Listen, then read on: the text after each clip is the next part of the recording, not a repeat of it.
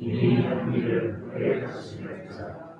내 아이를 세우시오나니 무엇을 가리켜 이르기를 보라 이것이 새 것이나 할 것이 있으랴. 우리가 있기 오래전 세대들에도 이미 있었느니라. 이전 세대들이 기억되고 없으니 장래 세대도 누구 세대와 함께 기억됨이 없으니라. 나 전도자는 예루살렘에서 이스라엘 왕이 되어 마음을 다하며 지혜를 써서 하늘 아래에서 행하는 모든 일을 연구하며 살핀즉 이는 괴로운 것이니 하나님이 인생들에게 주사 수고하게 하신 것이라. 아멘.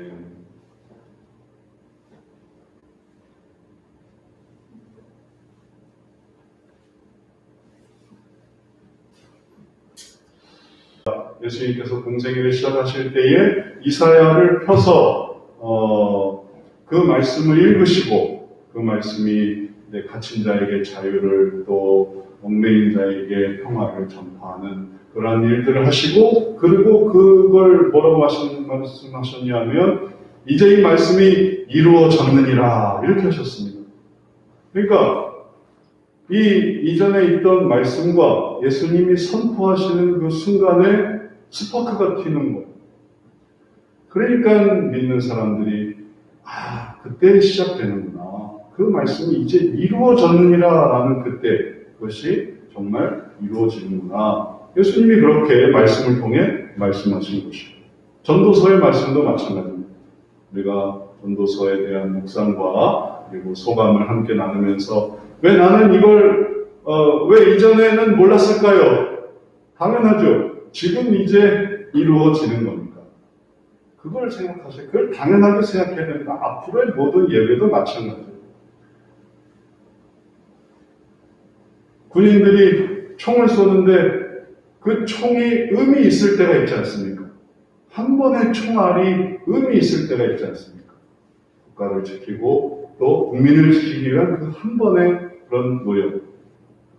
경찰이 훈련하고 연습하며 그리고 대비했을 때 도덕을 지키는 그 한 번의 표현 속에서 그게 의미 있게 되는 것처럼 우리가 하나님의 말씀의 준비가 삶 속에 큰 스파크가 튀고 그리고 가치가 생겨나는 그 때가 있습니다.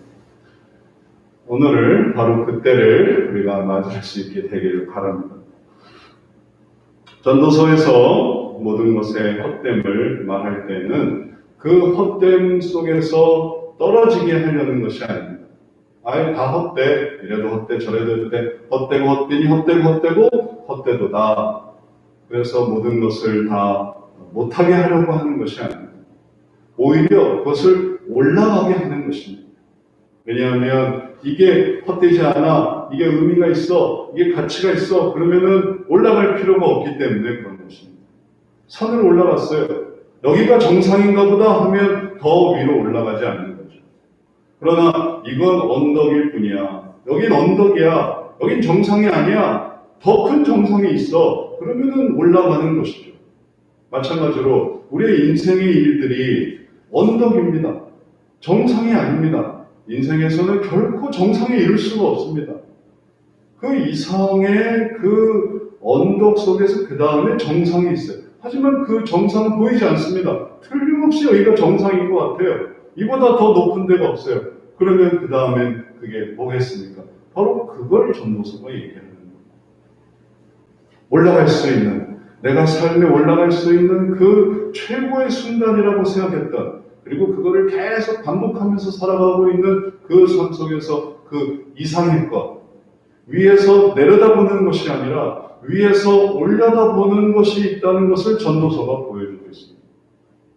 그래서 그것을 이해하면 우리들이 그 헛됨 속에서 영혼을 바라보는 것이고, 그리고 그 영혼을 바라볼 때 하나님께서 이 세상을 내려다보고 계셨다는 것을 깨닫게 됩니다. 그럼 그것은 지혜가 아닙니다. 그것은 신앙입니다. 그것은 믿음이에요. 이 세상의 삶에서 어떻게 이렇게 저렇게 할까 이걸 따르려는 것이 아닙니다. 이제 그 헛됨 속에서 그 영혼을 생각하게 될 때 우리들은 전도서에서 이제 바로 그러한 귀한 하나님의 은혜를 발견하게 됩니다. 아이러니한 일이죠. 만물의 합됨 속에서 하나님 나라의 영혼을 발견한다는 거예요.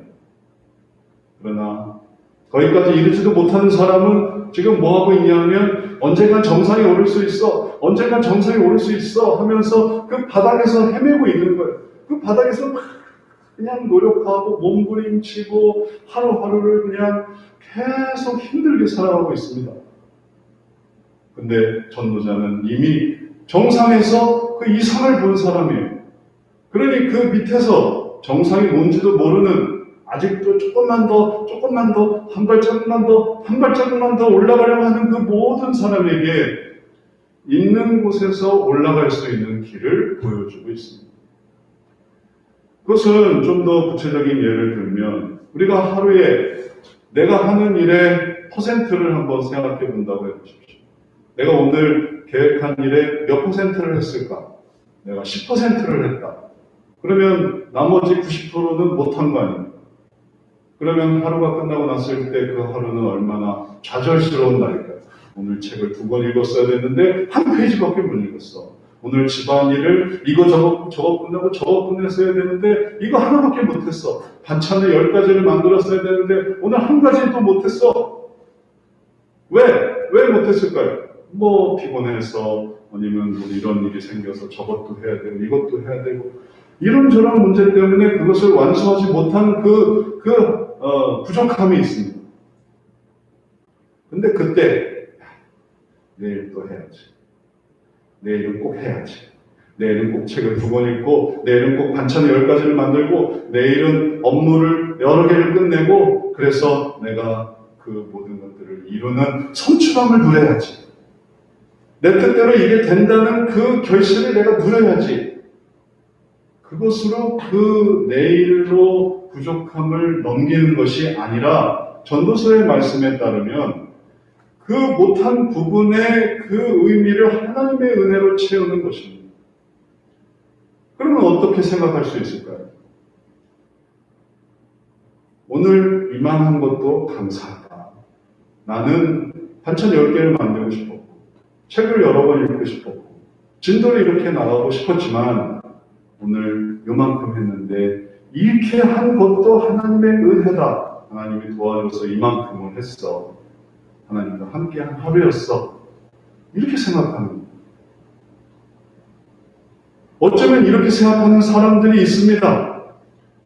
그러면 그 결과 어떻게 될까요? 날마다 감사한 거죠. 오늘도 하루를 끝냈는데 하나님의 은혜로 오늘 하루를 끝냈다. 우리가 오전을 어떻게 보낼지, 오후를 어떻게 보낼지, 저녁을 어떻게 보낼지 전전긍긍했는데 잘 끝냈어. 감사하다. 그럼 감사가 넘치는 거죠. 그리고 그 다음날은 다시 시작하는 거예요. 오늘도 하나님의 은혜로 계획으로는 더 많은 걸 하고 싶지만 그 중에 일부라도 할 수 있게 해주십시오. 하나님 도와주십시오. 그리고 그렇게 하고 그 다음에 나머지 못한 거는 하나님께 맡기는 거예요. 그럼 또 그 손가락이 안 움직여요.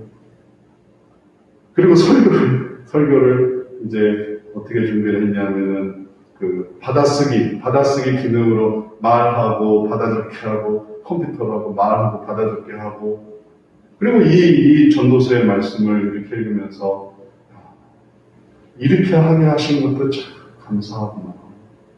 하나님의 은혜를 새롭게 깨달았어요.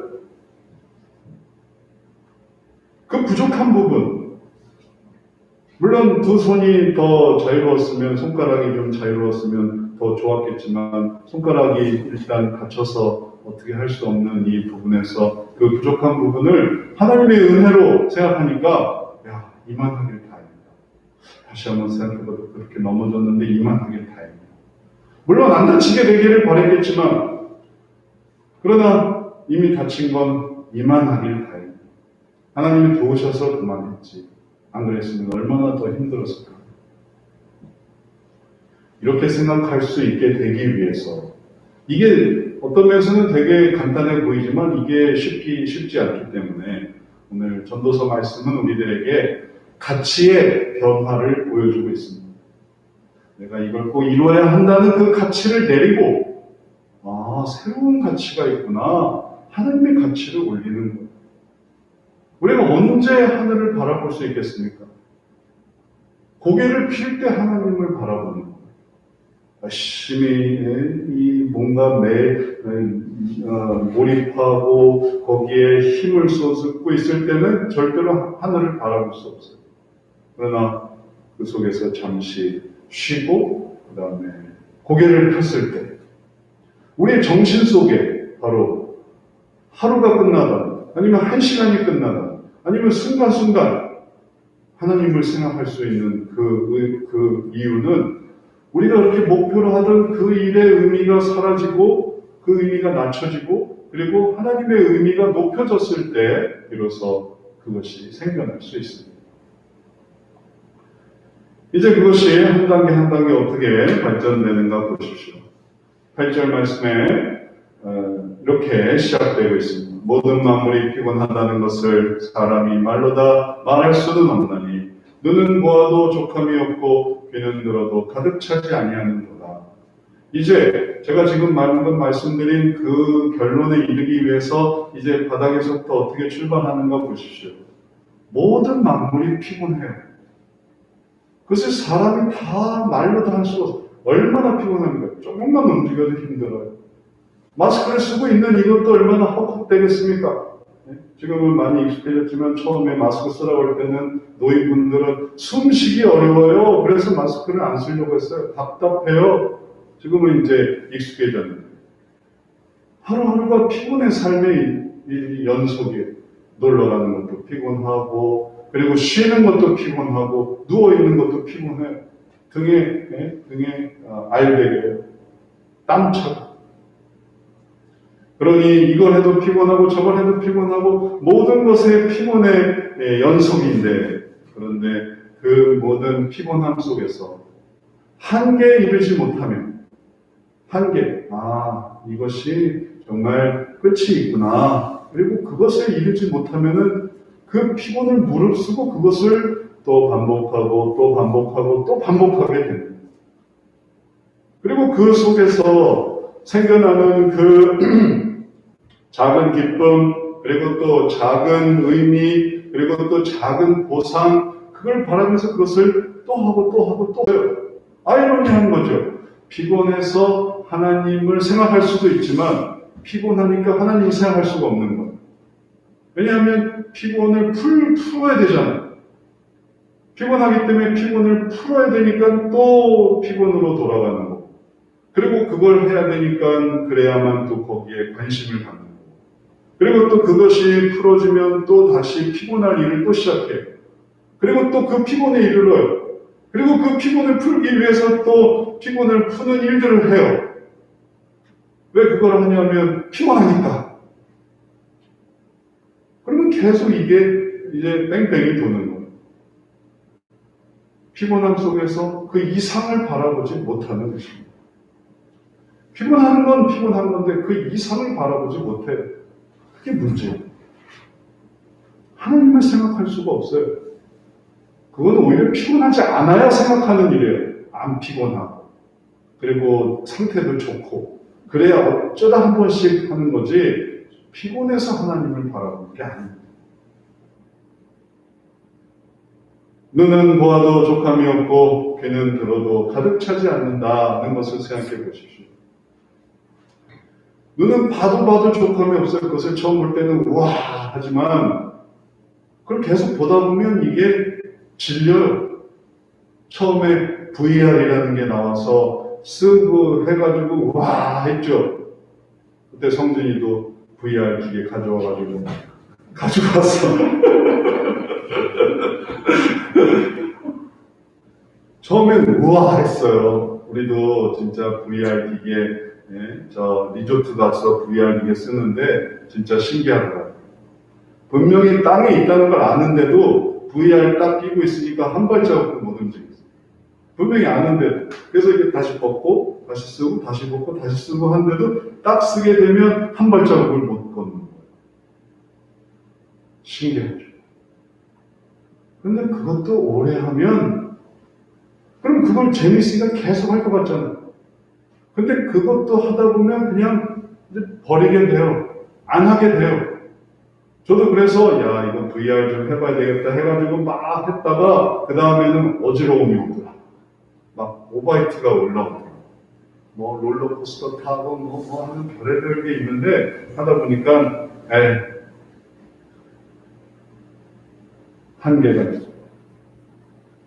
그런데 그 한계를 또 뛰어넘어서 그 한계에 이르렀다는 것은 마음에 들지 않는다는 것이고 그 마음에 들지 않으니까 그러면 역시 하나님이야 하고 올라갈 수도 있지만 거기서 또 그러면 그거는 또 어지럽네 한계가 있네 처음은 되게 재밌었는데 안 하게 되고 처박아 두게 되고 그 다음에 새로운 걸 찾는 거예요. 입체와 3D와 이런 것뿐만이 아닙니다. 보는 걸 생각해 보십시오. 스토리가 있고 내용이 있고 근데 봐도 그 다음에 질린 다음에 또 새로운 게 나와요. 또 새로운 게 나오고 또 새로운 게 나오고 새로운 게 나와요. 핸드폰을 새로 바꿨더니 넷플릭스 무료 아이디를 주더라. 넷플릭스의 그 모든 그 영화와 드라마가 쫙 뜨는데 볼 수가 없어, 볼 수가. 너무너무 많아. 그걸 다 모아놨더니 이렇게 많을 수가 없는 거예요. 근데 그 모든 것들을 빠져들고 또 보고 드라마 시즌 1, 2, 3, 4 그 다음에 새로운 시즌 1, 2, 3, 4 또 새로운 영화 1, 2, 3, 4, 5, 6, 7 그 모든 일들이 반복이 되는데 족함이 없다는 그 사실 때문에 그것이 하나님으로 넘어가지를 못해요. 한계가 있다. 이게 정말 끝이 없다. 그러니 진정한 의미는 하나님께 있어 라고 넘어갈 법도 하는데 이게 한계가 있어. 다른 거 보자. 다른 걸로 넘어가. 다른 채널로. 다른 프로그램으로.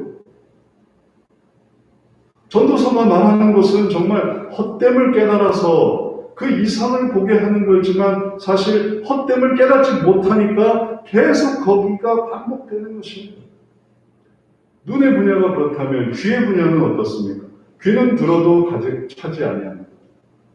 그래서 그 차지 않음 때문에 또 스피커를 또 바꾸고 새로운 음악을 듣고 새로운 장르를 듣고 새로운 음악과 그리고 이전에는 트로트가 안 들렸는데 이제 트로트가 들리고 예전엔 가요가 안 들렸는데 이제 가요가 들리고 예전에 팝송이 안 들렸는데 팝송이 들리고 이전에 랩은 시끄러운 소리인 줄 알았더니 이제 랩이 내 입에 쏙쏙 들어오고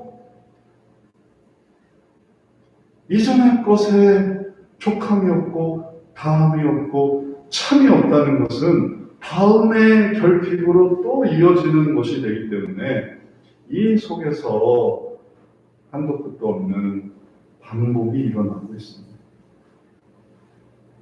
하나님께서 우리들에게 보여주시는 것은 그 이상에 있는 것입니다. 눈을 만족시키고 귀를 만족시키고 입을 만족시키는 그 한계 혹은 만족시키지 않으니까 또 그 만족을 찾아서 헤매는 그 반복, 그 이상에 있는 것인데 그 한계와 반복 속에만 머물러 있다면 우리들은 여전히 혹은 영원히 혹은 인생 내내 그러다가 끝날 판입니다. 이제 그 이상으로 넘어가야 되는 것을 생각할 수 있습니다. 그 이상으로 넘어간다는 것은 의미가 좀 더 달라집니다. 그 너머에 눈이나 귀나 혹은 피곤함 그 이상의 의미로 넘어가면 또 우리가 반복을 넘어가야 하는 또 다음 분야가 있습니다. 그것은 9절 10절에 나오는 무한 반복과 새 것이 없다는 그러한 원리. 9절 10절 같이 한번 읽어봅니다. 이미 있던 것이 후에 다시 있겠고 이미 한 일을 후에 다시 할지라. 해 아래에는 새 것이 없나니 무엇을 가리켜 이르기를 보라 이것이 새 것이라 할 것이 있으랴. 우리가 있기 오래전 세대들에도 이미 있었느니라. 눈이나 귀나 피곤함이나 이러한 반복 속에서 계속 살아가는 곳에서 나왔다 하더라도 여전히 거기서 끊임없이 그 반복 속에 살아가고 있다면 좀 한계를 느껴야 하겠지만 그곳에서 나왔다 하더라도 그 다음에 또 생각될 수 있는 고민은 바로 끝이 없이 반복된다라는 개념입니다. 이전에 있던 것을 후에 다시 있겠고 이미 한 일을 후에 다시 할지라도 계속 반복되는 것. 예전에 사람들이 그걸 했어요. 근데 지금도 그거를 하고 있어요. 뿐만 아닙니다. 지금 하고 있는 일이 있어요. 근데 그거를 또 다음 사람들이 할 거예요. 그리고 이 모든 것들이 계속 반복되고 있습니다. 내가 하고 있는 일들은 누군가 했던 일들을 이어온 것이고 지금 내가 하고 있는 일들을 또 누군가 다른 사람들이 또 할 것이고 그러면 우리 입장에서는 인간 입장에서는 그 모든 일이 얼마나 반복되는 것입니다. 한계가 있는 것입니다. 예를 들어 한 세대가 해왔던 일을 그 다음 세대가 이어서 그 일을 한다고 해보세요. 짜장면을 만들든 우동을 끓이든 혹은 음식을 만들든 선대가 한 것을 후대가 하고 그리고 그 후대의 가업을 할까요? 그것을 통해서 먹고 살았어요. 선대가 그걸 하면서 먹고 살아요. 땅을 농사를 지어서 먹고 사는 것을 그 다음 세대가 또 농사를 짓고 또 다음 세대가 농사를 짓고 그러면 그걸 통해서 먹고 산 거 아닙니까? 그들이 먹고 산 의미가 있지 않습니까? 살아갈 수 있게 되는 의미가 있지 않습니까? 그래서 그 살아갈 수 있는 그 의미의 또 가치를 느껴서 그것을 또 계속 반복하면서 살아가고 있어요. 그리고 그 모든 것들 속에서 하나님을 생각한다는 것은 어려운 일이 되고 있습니다. 반복과 반복 속에서 그리고 그 반복 속에서 그리고 거기서 생겨나는 소득과 그리고 거기서 생겨나는 이득을 추구하면서 그러면서 하나님은 의미가 사라지게 되는 거죠. 새 것에 대한 것도 마찬가지입니다. 해 아래 새 것이 없나니 무엇을 가리켜 이르기를 보라 이것이 새 것이라 할 것이 있으랴 우리가 있기 오래전 세대들에도 이미 있었느니라. 그래서 옛 것이 또 새 것이다. 이건 좀 새로워. 그러나 그것은 이미 예전에도 있었어요.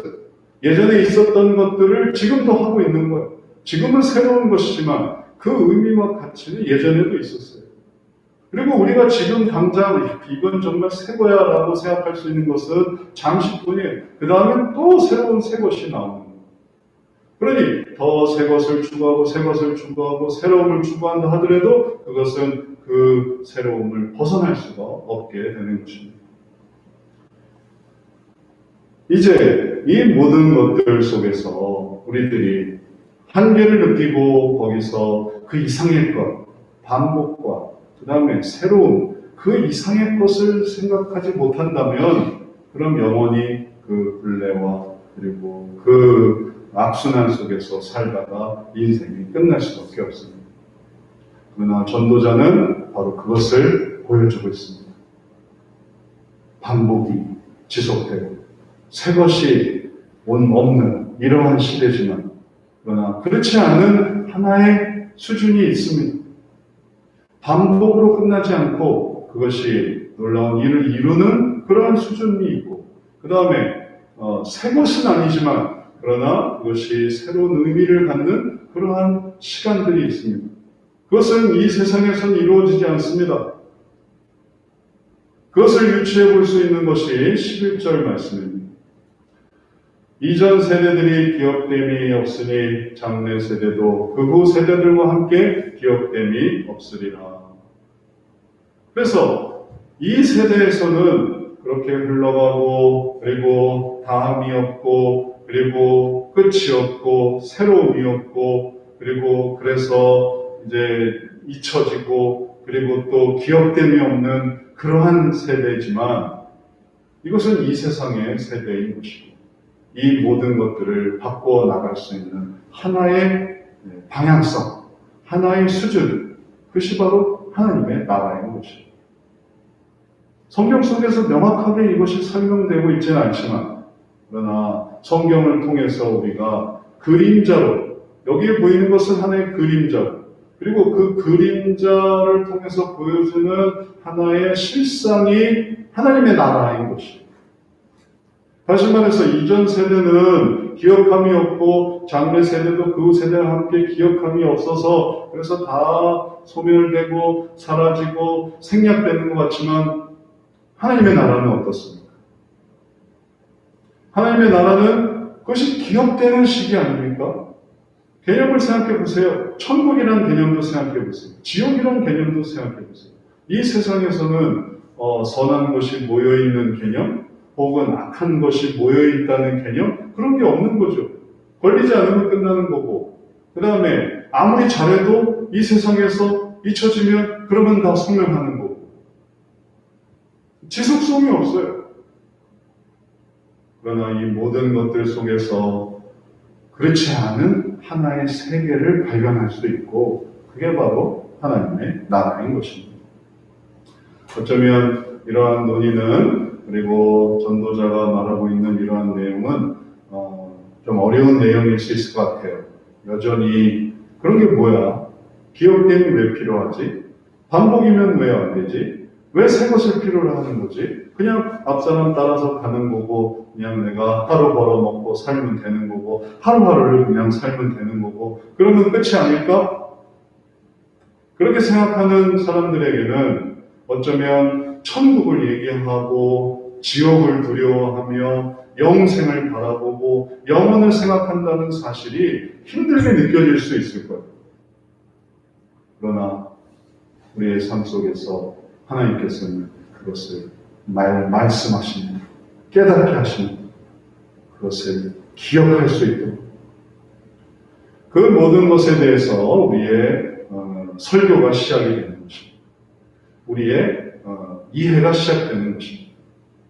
그러지 않고 이제 밥 한 끼가 없어요. 밥 한 끼가 없으면 난리 나는 거죠. 또 지금 당장 쓸 돈이 없어요. 그러면 큰일 나는 거죠. 지금 당장 이런 일이 생겨요. 저런 일이 생겨요. 그러면 완전히 요동치는 거죠. 왜 그렇게 됐습니까?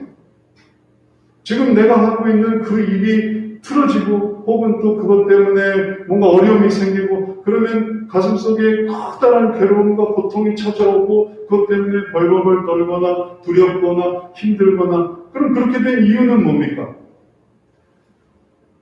바로 그렇게 인생을 단순하게 살아왔기 때문에 그런 거예요. 아무 준비 없이 아무 생각 없이 길을 나섰고 비가 오니까 비를 쫄딱 맞는 거예요.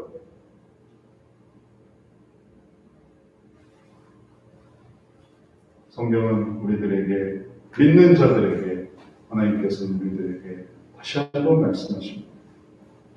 그렇지 않은 세계가 있고, 그리고 그것을 우리가 삶 속에서 깨닫는 사람들이 바로 그리스도인들이에요. 그걸 깨닫는 사람들이 그리스도인들이에요. 종종 저도 참고 삼아 여러 설교를 듣습니다. 그럴 때마다 복을 강조, 지금 당장 누려야 할 복, 또 당장 경험해야 하는 안전, 그리고 지금 당장 얻어야 되는 어떤 그런 필요들, 그런 것들에 초점을 맞추고 있는 그런 얘기를 듣습니다. 그리고 다시 전도서로 돌아와요. 우리가 지금 전도서 속에서 하나님의 말씀을 보려고 합니다. 그럼 이게 일치가 됩니까? 지금 여기서는 하루의 복과 하루의 평안과 하루하루의 그런 어떤 안전함을 그냥 조심조심 그렇게 살아가는 살얼음판을 걷고 있는데 전도서의 이 말씀은 이해가 됩니까? 그러니까 전도서를 이해를 할 수가 없는 거예요. 전도서 수준을 이해하는 왕은 아니죠. 그런데 그가 그 위치에서 마음을 다해서 지혜를 써서 하늘에서 행하는 모든 것을 나름 정상의 위치에서 연구하고 살핀 그 결과 인생의 일들은 괴로움이고 하나님이 인생들에게서 주셔서 수고하게 하시는 것이었다는 거예요. 허무주의입니까? 혹은 모든 것에 냉소주의예요? 아니에요. 그게 되게 중요한 의미예요. 수고 속에서 이 수고를 왜 하고 있을까라고 생각할 때 그건 하나님이 주셔서 수고하게 하신 것이구나. 하나님, 이 수고의 근원인 하나님을 생각한다면 그러면 그것에 의미가 있는 것입니다. 가치가 있는 것입니다. 우리가 깨달아야 할 전도서의 중요한 교훈입니다. 예를 들어 말씀드려보겠습니다. 서바이벌 프로그램이 있어요. 우리나라에서 서바이벌은 정글의 법칙이 유명하죠. 정글의 법칙에 보면 지금 이 서울에서 마트에 가서 살 거 그러면은 다 금방 구할 수 있는 걸 그 정글에서는 다 만들어서 써요. 그러면 너무 웃기죠. 왜 저러고 있지? 하다못해 음식을 해도 이렇게 프라이팬 같은 것도 없어요. 저기 그러면 마트에 가면 있는데 다 있는데 집이 없어요. 집을 만들어요. 지금 우리 기술이 얼마나 발전됐는데 여기서 이걸 이렇게 풍성한데 왜 거기 가서 그렇게 고생을 하고 있을까? 물론 다 카메라를 들이대고 그리고 또 스태프들이 있고 그러니까 지금 내가 촬영 중이야 이런 자각이 있겠지만 만약에 그런 게 아니라 진짜 카메라도 철수하고 기간 동안 살으십시오 하고 보내진 것입니다. 그리고 그 속에서 해야 하는 일들은 그럼 그것은 무슨 의미가 있을까? 거기서 보여주는 게 무슨 의미가 있을까? 그것은 단순히 편리와 편안과 하루하루 살아가는 그런 것이 아닌 이제 그 사람의 생각과 마음과 행동과 그리고 그 속에서 보여주는 서바이벌 프로그램의 특성에서 설정할 수 있겠지만 인간애라든지 혹은 거기서 보여주는 혹은 섬김이라든지 희생이라든지 봉사라든지 그런 게 되게 중요해지는 거예요. 왜냐하면 어차피 고생하게 하는 프로그램이니까. 고생을 안 하는 게 목적이 아니고 고생 속에서 어떻게 생각하며 살아가는가였다는 것입니다. 한번 우리가 하나님께서 이 세대에서 우리에게 수고하게 하신 이 의미를 생각해 보십시오. 하나님이 인생들에게 주사 수고하게 하신 이것을 한번 생각해 보십시오. 하나님이 인생들에게 주사 수고하게 하신 것. 하나님이 나에게 주사 수고하게 하신 것이 있어요. 그러면 그 하나님이 인생에게 나에게 주셔서 수고하게 하신 그것이 무엇이겠습니까? 그 속에서 하나님을 생각하는 것. 그 속에서 하나님을 깨닫는 것. 그냥 다함이 없고 또 새 것이 없고 그리고 또 차지 않고 족함이 없는 그래서 또 족함을 얻고 더 체험을 얻고 그리고 다함을 이루고자 하고 그리고 또 새로움을 이루고자 하는 그런 나름의 목표에 함몰되는 것이 아니라 여기서 이러한 수고 속에서 하나님은 나를 찾으시는구나.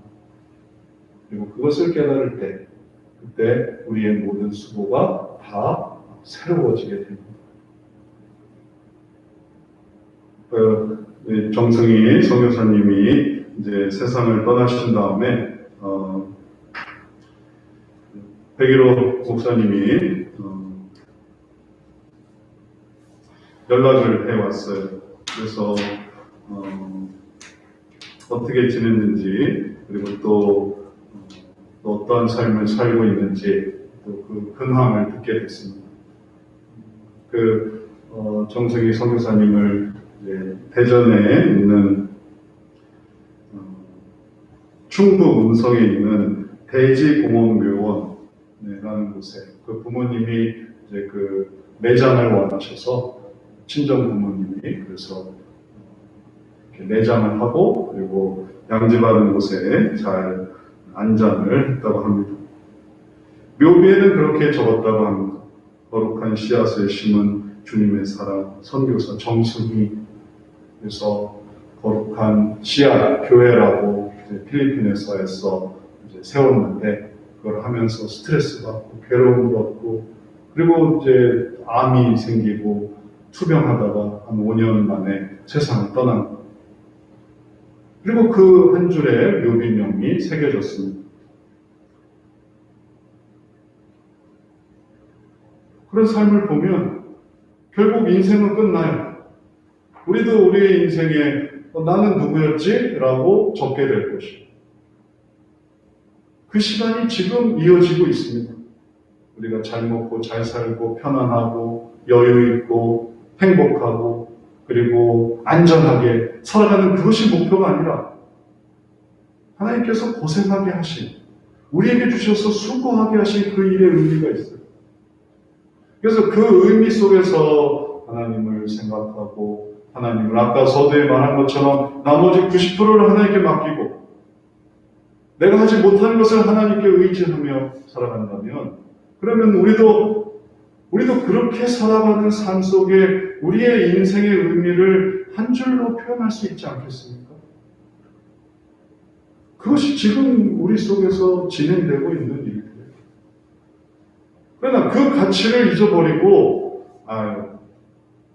좀 더 눈에 좋은 걸 생각해야지, 귀에 좋은 걸 들어야지, 또 반복이 되지 않게 해야지, 혹은 반복되게 해야지, 혹은 또 새 것을 만들어야지, 아니면 새 것은 없는 거지.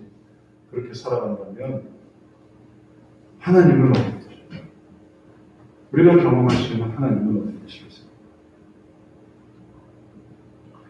오늘도 우리가 우리 자신의 말씀을 또 발견하게 되길 바랍니다. 물론 제가 설명하는 것이, 표현하는 것이 완벽하지는 않고, 그리고 또 잘 정리돼서 귀에 쏙쏙 들어오게 해줬으면 물론 좋겠지만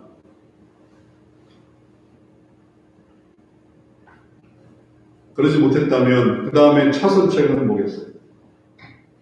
목사님이 설교를 잘해서 귀에 쏙쏙 이걸 이렇게 하면 좋았을 텐데 저걸 저렇게 하면 좋았을 텐데 꼭 나머지를 하나님으로 채운다. 바로 그 의미를 한번 생각해 보십시오. 아니면 또 다른 그 어떤 의미를 생각해 보십시오. 왜냐하면 어차피 하나님은 인생들에게 주사 수고하게 하신 것이니까 이러면 더 좋았을 텐데 저러면 좋았을 텐데 이러는 건 존재하지 않아요. 이렇게 해서 수고하건 저렇게 해서 수고하건 수고하게 되어 있어요. 수고의 총량은 절대 변하지 않습니다. 다만 그 속에서 수고하게 하신 분이 하나님이냐 아니냐 이걸 생각하면 되는 거예요.